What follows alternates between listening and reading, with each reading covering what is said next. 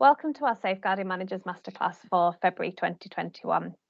This month we're running our virtual Managers Masterclass and we're going to focus on vicarious trauma and stress. It's going to be a jointly delivered presentation by myself, Emma Phillips, and I work for the North Yorkshire Safeguarding Children's Partnership, and I'm going to be joined virtually by Bridget Goff, one of our named nurses for child protection. Mindful, many of you will be watching this as a recording. For those of you who weren't able to join us for the live event, there are a couple of sections that are more participatory, so you might want to just pause it while you think about some of the questions that are posed, just so that you have chance for some of that discussion, whether you do that with your team in a team meeting or virtually or just on your own. So the impact of COVID-19 has seen us operating and working in an unprecedented way. It's leading to significant pressures, not just for children and families that we work with, but also for ourselves and those of us working in child safeguarding. There are now new pressures being put on our workforce, be that the change in terms of trying to work from home, increased isolation from friends and family, reduced opportunity to be engaging in perhaps some of the creative or recreational type activities that we might have done before, and also many of the additional expectations for some of us around trying to homeschool, as well as juggling demanding jobs. Coupled for many of us around the impact that actually the abuse and the trauma that we work with through our working day is now being brought into our homes, be that brought into our bedrooms, into our living rooms, and the demarcation now between our work and home life has been significantly altered. So one of the key elements for us through this time is around leading with care. Therefore, we felt as a partnership there'd be a real value in terms of our sharing some of our collective experiences in terms of identifying vicarious trauma, how you might not only just identify it in yourselves, but also those around you, those in your teams, even more so when we're all working virtually and working from home and we don't have that collective office space to try and identify and just grab a cuppa with some of our colleagues to check in with people. Also, where to go for help and support. As I say, I'm delighted to be joined virtually in this presentation by Bridget Goff, who has delivered this for many of her frontline A&E staff, many of her health colleagues, and has very kindly recorded the presentation for us so that we can share that with the wider partnership. In terms of the aims of the session, we're going to have a look at vicarious trauma and a bit of an introduction to that. And Bridget's going to take us through many of the signs and symptoms and how that might manifest within a workplace environment. And I'm going to then take you through a case study for someone I worked with in the past who suffered from vicarious trauma. I'm hoping that by sharing his experience with you, it'll start to bring it to life for you. Some of his experiences may resonate for many of you on the call, on the webinar today. Very mindful that some of you will be watching this in isolation on your own. Some of the content, just in terms of a bit of a health warning, it has been sanitised, but some of it might be quite hard to hear, and some of it might trigger within you. So if those of you that are watching this recording and are not part of the live webinar, I would invite you to speak to someone within your team, your friends, family, someone about what you've heard and how it's made you feel. For those of you who are on the lifetime recording, we have set up a separate messaging system so that if anyone wants to talk about anything they've seen or heard, then they can do so. At the end of this presentation, I will be sharing with you my personal email address from a work perspective. If anyone wants to make contact, wants to find out more information, or it's brought up anything particular for people, please do email me. So I wanted to start really in terms of introduction with this quote, because I think it really sets up quite well and really resonates in terms of the work that we do. So whether we show it or not, the idea that we can daily hear and see other people suffering and trauma without being affected by this is as impossible as immersing ourselves in water and not getting wet. So with that, I just want you to have that in the back of your minds as we start to talk through some of the issues that impact. So I'm going to hand over to Natalie now, who is going to play for us the recorded training that Bridget Goff has done around vicarious trauma. Hopefully you should be able to hear and see that on your screens, and then I'll come in and we'll start to talk about the case study.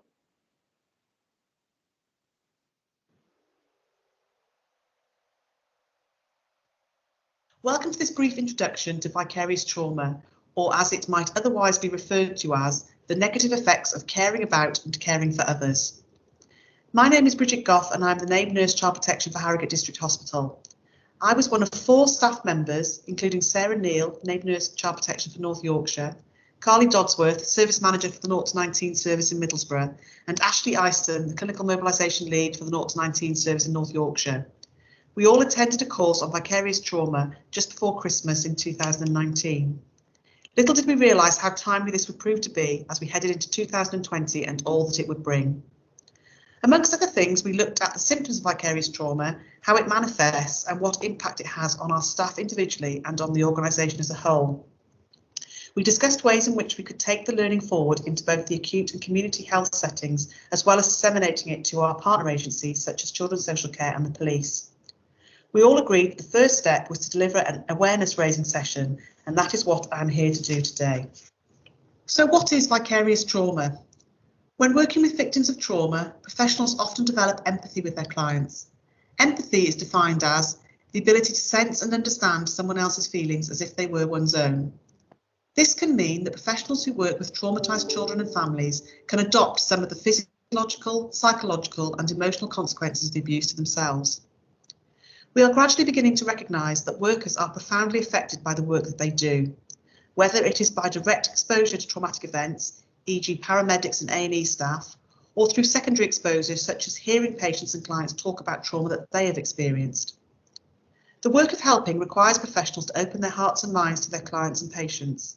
Unfortunately, this very process of empathy is what makes workers vulnerable to being profoundly affected and even possibly damaged by their work.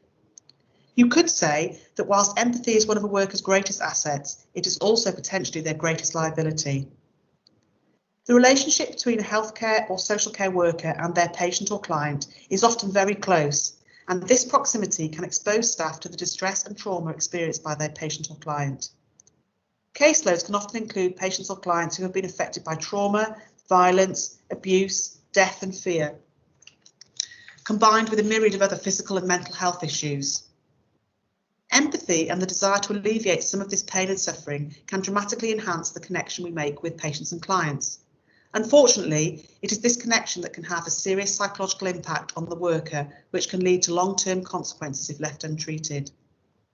Empathic behaviour is associated with the mirroring of emotions and body movements between people, e.g. how laughing and yawning can be considered to be contagious. However, in cases of trauma, the result is the mirroring of negative psychological issues in the worker. So we must be mindful of empathising with traumatic materials as health and social care workers, because we can become intensely distressed ourselves, and it can have consequences on both our physical and emotional health. Vicarious trauma occurs from repeated exposure to other people's trauma that is left unrecognised and consequently left untreated. The definition of vicarious is something that is experienced by watching, listening to, or reading about other people doing something rather than by doing it yourself. Therefore, vicarious traumatisation is a transformation that a worker undergoes due to their empathic engagement with traumatised clients and their experiences. It is a form of countertransference that is stimulated by exposing them to the client's traumatic material.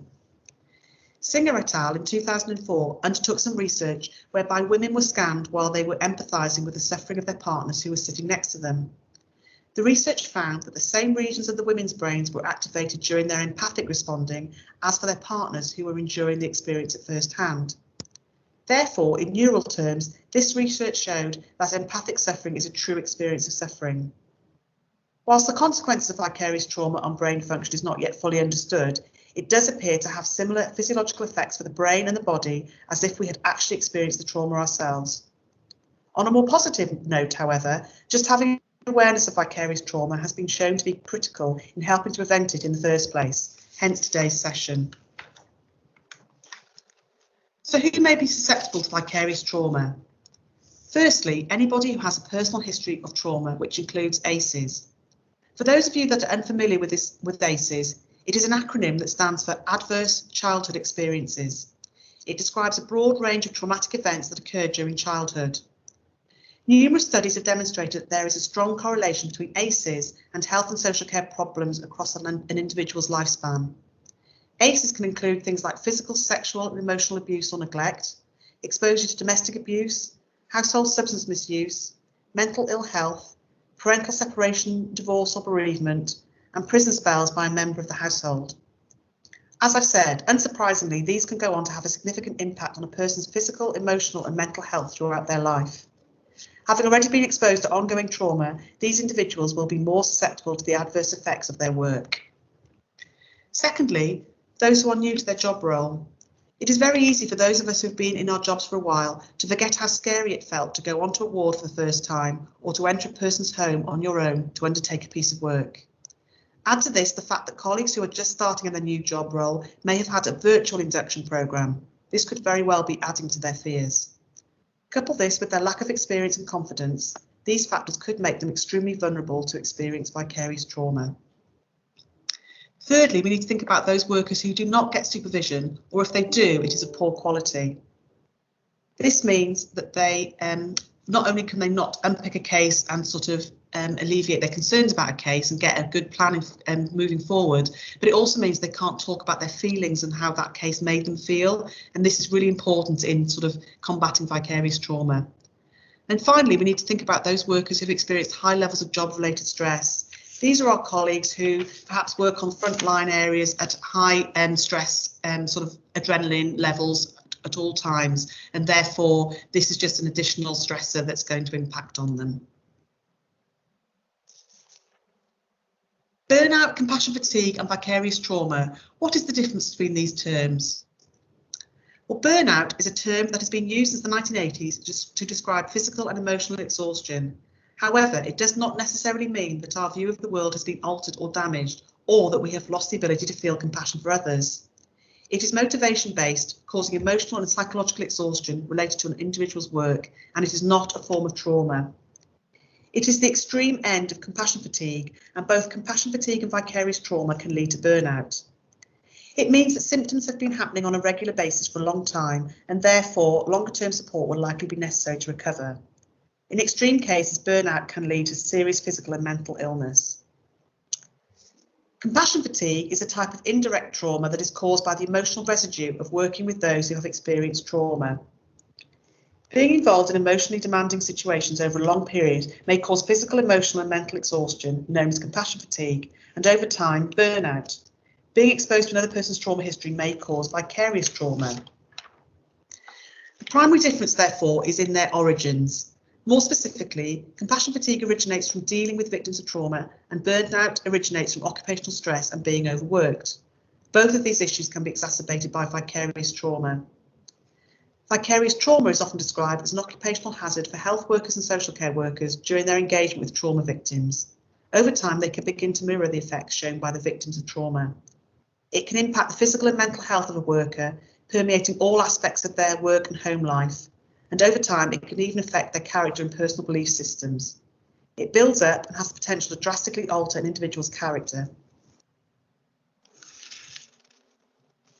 So what does this look like? Well, staff can start to feel overwhelmed, emotionally drained, exhausted, overloaded, angry, and start to experience burnout. And these feelings are then manifested in behaviours such as loss of pleasure, both at work and at home, apathy, depression, low job satisfaction, despair that anything can improve, and a difficulty in maintaining professional boundaries. This last one occurs when a health or social care worker relates to a patient in such a way that they unconsciously connect the patient with an existing relationship in their own life. This can occur in many situations where there is a connection between people based on empathy. This can be harmful in more ways than one because as a professional worker, we need to maintain a professional relationship at all times. So what impact does this have on the organisation? Well, staff health and well-being is affected, and obviously this can lead to low morale, low job satisfaction, absenteeism, a lack of enthusiasm and innovation in the workplace, and consequently high staff turnover as people go off sick and then eventually drop out of the service due to lack of satisfaction.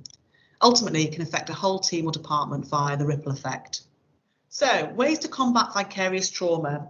Obviously, we need to think about prevention and protection of our staff, and there has to be recognition from the organisation that they are possibly being subjected to vicarious trauma. So we need some strategies in place. From an organisational level, there should be policies and procedures that recognise and prevent risk factors for vicarious trauma. Notably, this should include the provision of educational materials about mental health disorders and the support systems that are available to all staff. Organisations can also make sure that managers encourage professional development, as well as making sure that staff maintain a proper work-life balance. So we should look at developing a work culture where everyone is treated with respect and dignity, and issues such as bullying and harassment are not tolerated.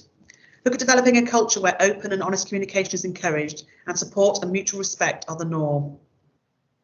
Give employees control over their work, because a lack of control is known to increase stress levels. Ensure that employees have the right level of skills for the job and that they have a manageable workload. Operate flexible working hours where possible so that employees can balance the demands of home life and work. And finally, check that the work environment is safe and eliminate stresses such as flickering lights. But finally, it's just simple things like even a positive encouragement or a word of congratulations from line managers and the continuing appreciation of work that's been done can be hugely beneficial to workers in promoting a supportive and safe workplace. We also have responsibilities as individuals to have some strategies in place to avoid stress and trauma. These can include improved self-awareness, a good work-life balance, maintaining personal and social connections, pursuing hobbies, motivation to learn and grow professionally and emotionally, and reflective practices such as mindfulness and yoga. So connect with people around you, with family, friends, colleagues and neighbours. Be active, go for a walk or run, step outside. Take notice and be curious. Remark on the unusual and notice the changing seasons and savour the moment. Keep learning, try to rediscover an old interest and try and discover something new. And do something nice for a friend or a stranger. Thank someone or smile or volunteer. Give something back. These are all ways that you can help yourself and employ some individual strategies to protect yourself. Many healthcare workers, on a very positive note, will experience compassion satisfaction, and this refers to the positive feelings that are associated with belief that they have contributed or helped in some way. Individual and organisational processes that enhance compassion satisfaction can significantly help protect an individual from work-related stress and trauma. So finally, we need to remember that the things that cannot be talked about cannot be put to rest. And American psychiatrist Erickson said, "My voice will go with you." But what he didn't say was that our clients' voices can also go with us and become part of our daily lives and our nightly dreams. So we need to be really mindful that as we are currently working in very different ways, and some practitioners may be feeling very isolated and fearful as we move to more home working and less face-to-face contact with both colleagues and clients. We need to just be mindful that we need to try and give that opportunity for people to talk about their issues, talk about their feelings, and help them in some positive way, give them some good feedback and some pointers on how they can help themselves. Super, thank you. I hope that you found that overview of vicarious trauma helpful from Bridget. I'm going to start to just take you through now our presentation, the PowerPoint presentation around the case study. I'm going to talk to you a little bit more about that. I really wanted to bring the reality of this form of workplace trauma to life. For those of you tuned in today. So aside from my role within North Yorkshire Safeguarding Children's Partnership, I'm also a management coach and have worked within a number of people within the public sector within a coaching capacity over the last few years. In terms of my previous background, I have both an undergraduate degree and a master's degree in forensic psychology. However, it wasn't really until I started doing some studying around counselling and psychotherapy did I first come across the idea of vicarious trauma, or some of you might have heard of it referred to as secondary victimisation. I then started to become really interested in how we create supportive workplace environments. So where Bridget talked around supervision and reflective conversations, how do we foster resilient staff? And not more so than in the current climate where many of us are working in isolation, many of us are working from home and often balancing multiple commitments. So a couple of years ago, I worked with Tim. He is a police officer who'd experienced vicarious trauma. And when we were starting to think across the partnership about what we wanted to do in terms of this webinar, I contacted him to seek permission to share some of his experiences and some of the work that we undertook with you today. As I mentioned before, this does come with a bit of a health warning. Although the information has been sanitised, some of you might find it does impact on you. And I would ask that for those of you that are listening to this at home, that your audio can't be overheard by any children or young people or any sort of family or friends that you have in the house with you. And if anyone does find it distressing, that they do make contact with someone to talk about that. Okay, so when we think about trauma, or the development of a post-traumatic stress disorder, we often think about significant acute traumas. So we think about a car crash, or the Manchester Arena bombing, or an aeroplane disaster. But secondary traumas sometimes can be overlooked and can often go quite hidden. So trauma can be experienced across all of our senses. It's not solely caused by seeing or hearing a traumatic event, and nor is it just a one-off incident. It can sometimes be the cumulative effect that can cause that trauma. For example, I'm always really mindful, from having worked for many years in the police, around those working within a business support function who are constantly reading witness statements. They might be minuting child protection meetings, listening to the accounts of victims and survivors through audio and typing. We can become quite traumatised, not only by what we hear or what we see or what we feel, but actually by our own ability to imagine a traumatic event. So we can often visualise what we believe might be happening to someone or something that isn't always linked to the human experience directly. So, for example, depictions around animal cruelty, around genocide, or suicide can all cause traumatic responses for people. However, within our workspaces, secondary traumatisation does often go quite unidentified. There can be very real barriers to coming forward to disclose how something we might have heard, or something we've seen, something we've experienced has made us feel. We'll often bring what we see into our home, into our own lives. So, for example, hearing about the death of an 8-year-old child might be much more impactful if the worker or the professional may have an 8-year-old child of their own. They might be a grandparent, a carer, a friend, or a relative to a similar aged child. The organisational practice and management style that an individual works within, and across our partnership, we all work for different organisations, can make a big difference in terms of how supported they might feel to manage some of the complexities of the work that they experience. For example, additional stresses such as low staff morale, under-resourcing, poor supervision, coupled with the demanding work culture, can all act as inhibitors to an individual feeling that they can discuss how the work is making them feel. Professional pride can also be a big barrier to asking for help, and we're going to touch on that when we look at Tim's experience. And asking for help often can be viewed as a sign of weakness, and we're going to explore this a little bit further on why this might be. The material itself can also present an interesting dichotomy. Traumatic material has the power to both intrigue as well as repel. You only need to turn on BBC or ITV or Netflix to see the large number of dramas about murder, about child neglect. We are on the one hand repelled by it, yet there is a strange fascination with that material too. Child abuse is an affront to our humanity and our sense of self, yet it's widespread, not just through our culture, but also through many cultures across the world. Interestingly, you often find the greater empathy, and I think Bridget touched on that, the greater empathy an individual may have, so too the greater their risk of harm may be. And this can be a challenge, especially for us, because most professionals who enter child safeguarding do so because they want to help, they want to make a difference.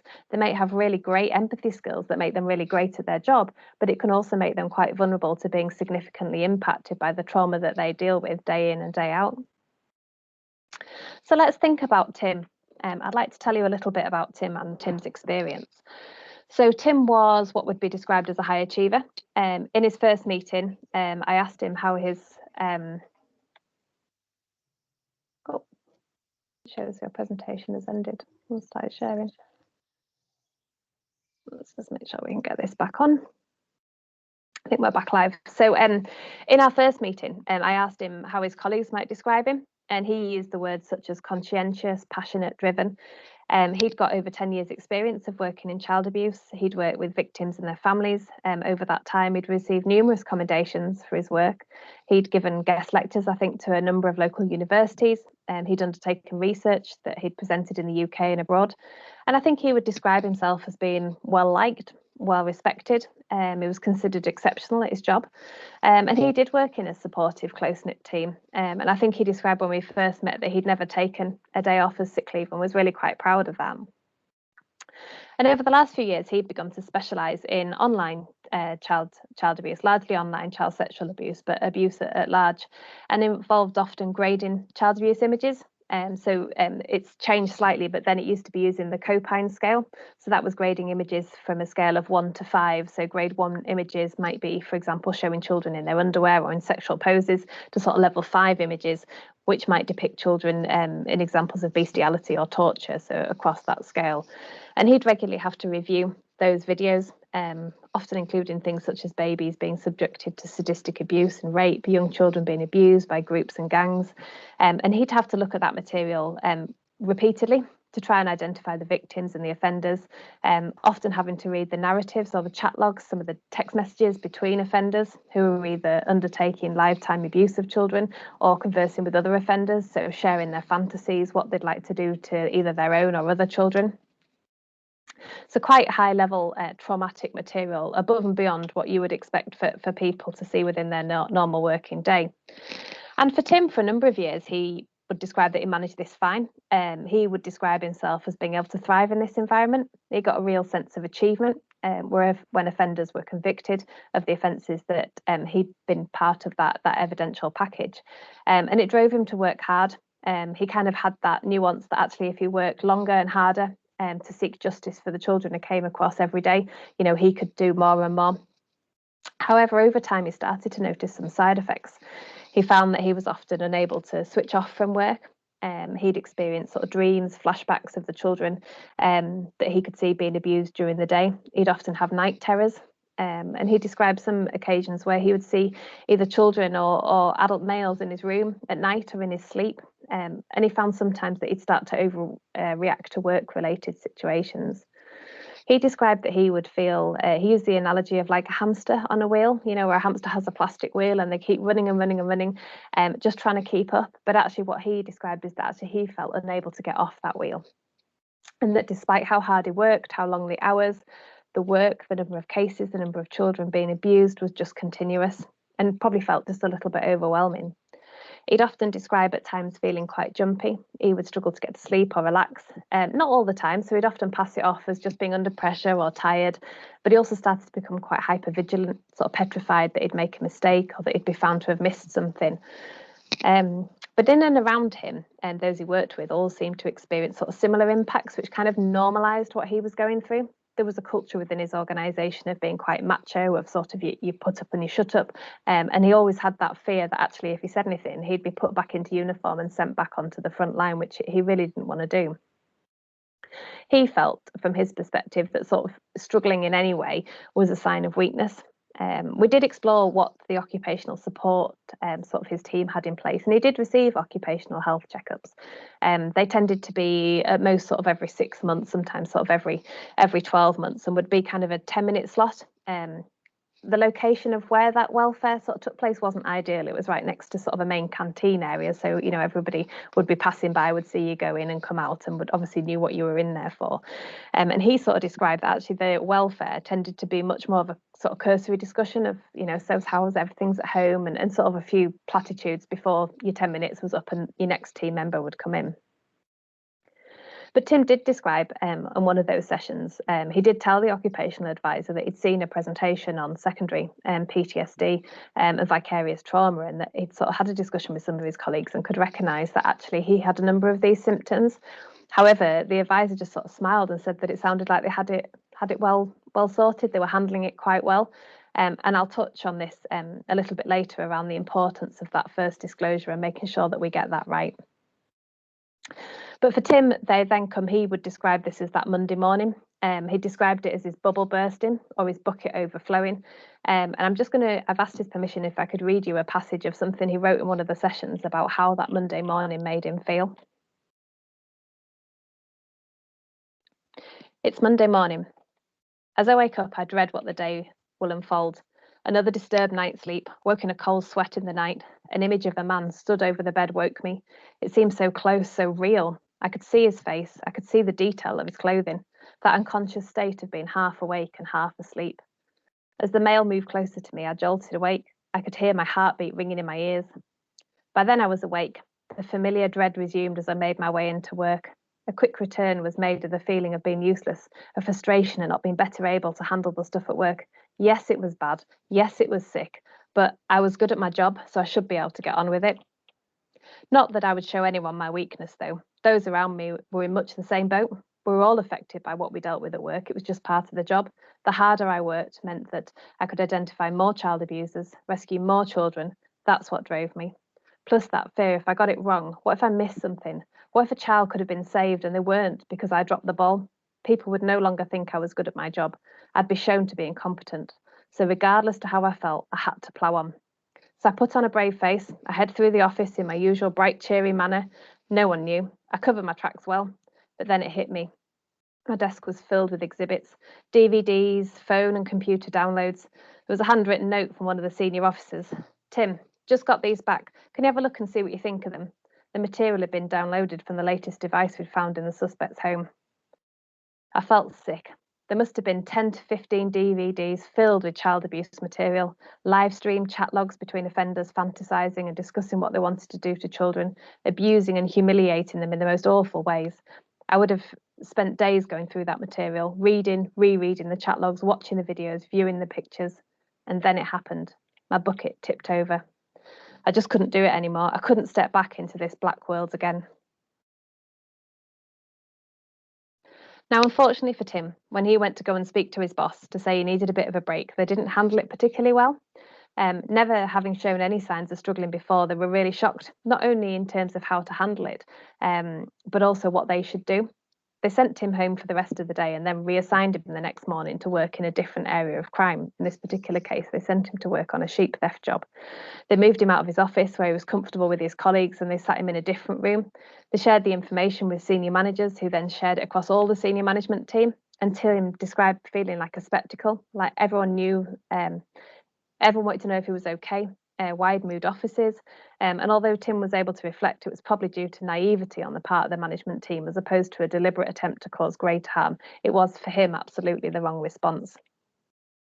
It does, however, illustrate that we need to look out for the signs of staff who might be struggling. They aren't always the ones we expect. They aren't the ones who are necessarily regularly off sick. They might not always present as withdrawn or down. They might be your most exceptional staff members. They might be the ones adept at hiding their feelings, those that are most driven in the work that they do. And we've all got a role to play in looking out for each other as well as the staff that we manage and our colleagues. So thinking then about first disclosure or first identification for a member of staff who you might be working with or who might be struggling, and that first disclosure is really key. So in terms of a couple of pointers, so listening without judgment is really important. So ensuring that you hear what they feel they need, not changing the subject or pressuring them. You might not find that people can come right out and explain how they're feeling. They're unlikely to recognise it in themselves, let alone be able to explain it to you or to someone else. They might often minimise how they're feeling for fear of being seen to be dramatic or overreacting. But it's also important that you don't dramatise their experience either and remain professionally curious about how it feels for them. Similarly, whilst it's really important that you ensure that they're safe to work with both themselves and the children and families they work with, it's really important that you think through the next steps and try to avoid any knee-jerk reactions. So enabling someone to feel they've got some control over what happens next after they've told you is really, really important. Exploring with them what support networks they currently have in place and where you might be able to add value is also really important. Just because someone is experiencing vicarious trauma does not necessarily mean they can never work in that area again. Everyone deals with situations differently, and it's really important that you ensure that you move forward with a plan that enables the individual to feel supported and empowered rather than victimised and powerless. Within the work that we do within child safeguarding, dealing with trauma on a day-to-day basis, we should really assume that vicarious trauma is highly likely in the work that we do and ensure that we constantly have discussions around the impact of this and that becomes actually embedded into our supervisions and our regular check-ins with our teams and our partners. I also think it's important to recognise that we often experience, what we experience actually is a normal human reaction to constantly seeing, hearing or experiencing very abnormal material. Most people never have to come across the abuse and neglect that we see on a daily basis. And actually, if we weren't affected, then we wouldn't be human. And we all need to recognise this and support each other and help each other deal with the effect, which is different for each and every one of us. Now, there are significant barriers to recognising vicarious trauma, some of which were identified through Tim's experience. So for those of you who are on the live webinar, we're just going to have a bit of a pause here to have a think about what the barriers to disclosure might be. And I'd invite you to pop those into the chat box. For those of you that are viewing this as a webinar, you might just want to pause at this section and share that with your team and have a think about what those barriers might be.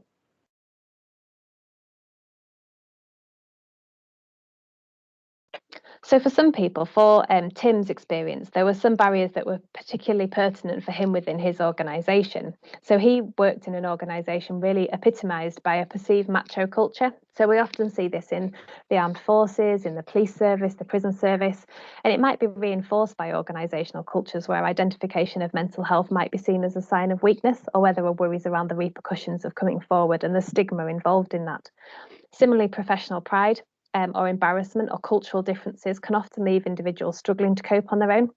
Different people may develop different maladaptive coping strategies, so they might increase their drinking or taking substances or other self-harming behaviours.